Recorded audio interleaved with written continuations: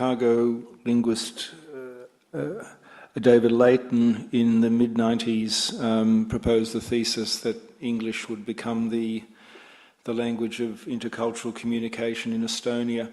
And it is being picked up in some of the Estonian surveys, but it's not being picked up in the Latvian surveys that have been done so far. Now, certainly in Latvia, both Russians and Latvians have a high regard for English and see it as an important language, and it's now it's the first foreign language that's learnt now by both groups, it is obviously sort of very important in university studies. A lot more English materials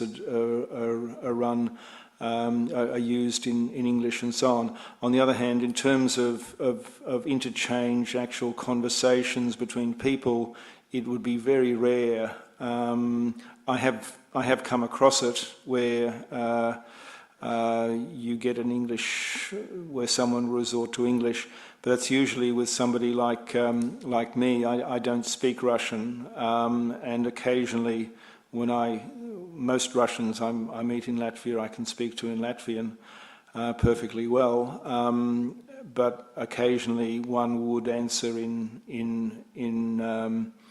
English. But that's essentially because I don't speak Russian. There's still that 7% of Russians who don't have any Latvian at all. So it's very patchy in Latvia. There's nothing systematic, and none of the sociolinguistic surveys seem to see that this is a common thing, that people would resort to English between Latvians and Russians there. But certainly English will become more important.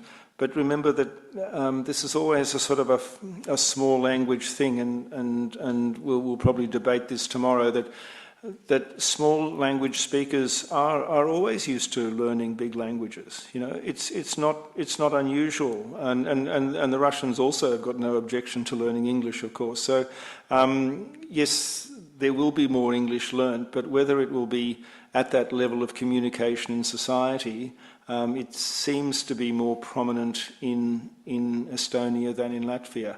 And in Latvia, the recourse to English is still pretty rare.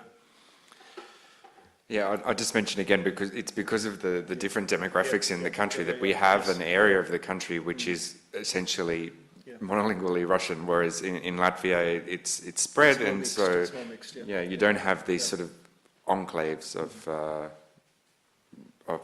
Russian-speaking, areas. Alguna pregunta més?